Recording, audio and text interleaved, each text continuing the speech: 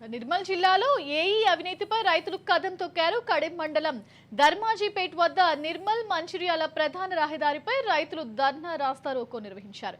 ఇక కడెం ప్రాజెక్ట్ సదర్మట్ నుంచి నీటిని విడుదల చేయాలంటే ఏఈ రవికుమార్ ఒక్కొక్క రైతు వద్ద 300 రూపాయలు తీసుకున్నారని, తక్షణమే ఏఈ రవికుమార్ పై చర్యలు తీసుకోవాలని రైతులు డిమాండ్ చేస్తున్నారు. ఇక ప్రాజెక్ట్ సదర్మట్ ఆయకట్టు కింద యాసంగి పంటకు నీటిని అందించాలని రైతులు డిమాండ్ చేశారు. సంబంధిత అధికారులు వచ్చి హామీ ఇచ్చేంత వరకు ధర్నా విరమించబోమని రైతులు భీష్మించుకున్నారు.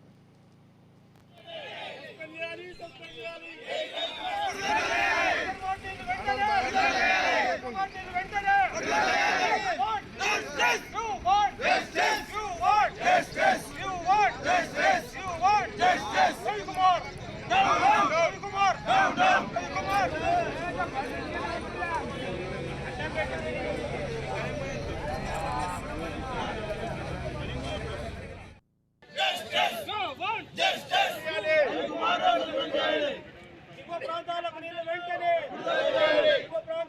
వెంటనే రవికుమార్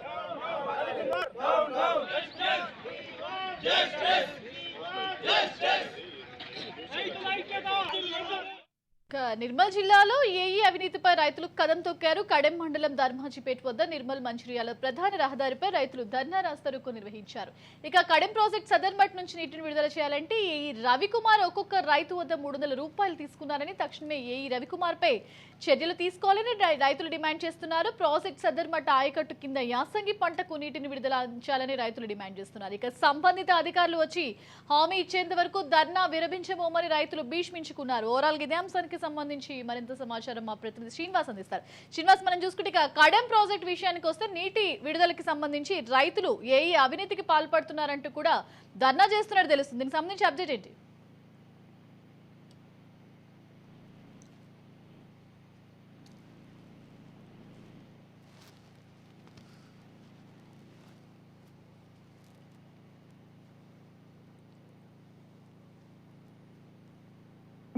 కడెం ప్రాజెక్ట్ సదర్మాట్ కెనాల్ నుండి నీటిని విడుదల చేయాలని చెప్పేసి ఉదయం నుంచి రైతులు కొత్త మధ్యపట్టిగా పాత పడే గ్రామస్తులు జాతీయ దారి 222 పైన అంటే నిర్మల్ నుంచి మంచిర్యాలకు వెళ్లే రహదారి పైన రాస్తారోకో నిర్వహిస్తున్నారు.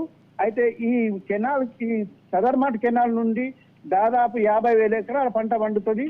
యాసంగి కోసం నీళ్లు విడుదల చేయమని చెప్పేసి అడుగుతుండ్రు. అయితే ప్రతి రైతు నుంచి 3,000 రూపాయలు డిమాండ్ చేయడం, ప్రతి రైతు నుంచి 300 రూపాయలు డిమాండ్ చేయడంతో కొందరు రైతులు ఇచ్చారు, కొందరు ఇవ్వకపోతే ఈ ఏఈ రవి అంటే అతను నీటిని విడుదల చేయలేదు, మా పంట వండుతుంది అని చెప్పేసి రైతులు ఆందోళనతోటి ధర్నా దిగిండ్రు.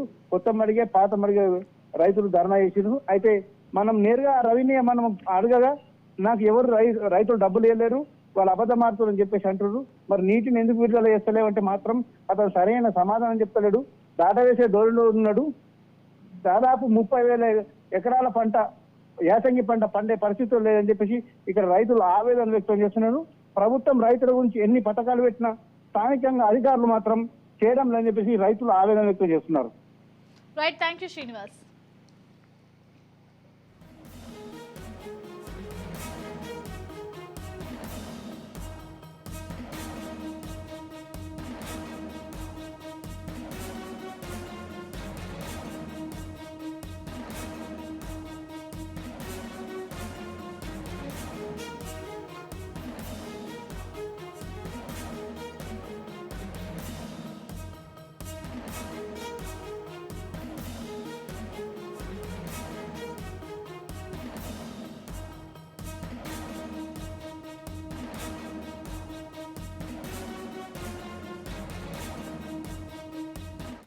మాకు వాటర్ ఇస్తా అని చెప్పేసి ఇప్పటి వరకు వాటర్ ఇవ్వకుండా మా రైతులందరూ కూడా ఇబ్బంది పెడుతున్నారు.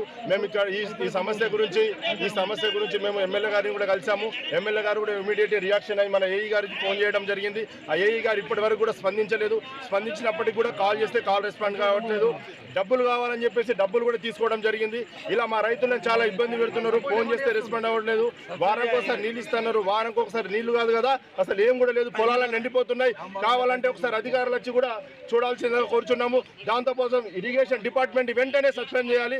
ఎందుకనగా ఇలా మనకు ఏఈ స్టాఫ్ స్పెషల్గా ఏఈ స్టాఫ్ బట్టి అక్కడ ఇవాళ ఆయన రెస్పాన్సిబుల్ తీసుకోవాలి.